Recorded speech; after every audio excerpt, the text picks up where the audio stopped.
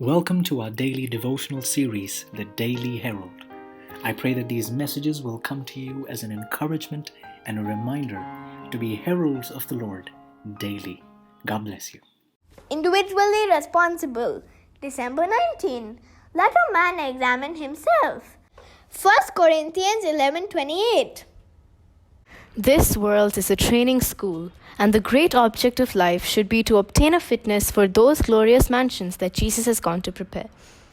Let us remember that this work of preparation is an individual work. We are not saved in groups. The purity and devotion of one will not offset the want of these qualities in another. Each case must bear individual inspection. Each of us must be tested and found without spot or wrinkle or any such thing. We are living in the great antitypical day of atonement. Jesus is now in the heavenly sanctuary making reconciliation for the sins of his people. And the judgment of the dead has been going on almost 40 years, written in May 1884. How soon the cases of the living will come in review before this tribunal, we know not. But we do know that we are living in the closing scenes of this earth's history, standing, as it were, on the very borders of the eternal world. It is important that each of us inquire, how stands my case in the courts of heaven? Will my sins be blotted out?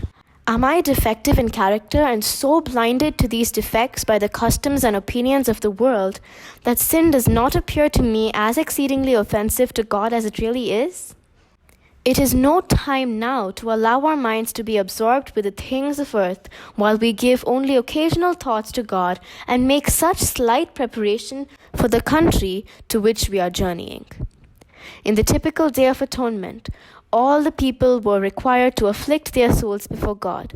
They were not to afflict the souls of others, but the work was between God and their own souls. The same work of self-examination and humiliation is required of each of us now. Precious golden moments which should be spent in seeking the inward adorning of a meek and quiet spirit are frittered away in adorning the dress and in other trifling matters not at all essential to comfort. We are living in an important eventful age. We are almost home. Soon, the many mansions that our Savior has gone to prepare will burst upon our sight. We may now have in our hearts joy and peace that are unspeakable and full of glory. And soon, at the coming of Christ, the prize that lies at the end of the Christian race will be ours to enjoy throughout ceaseless ages.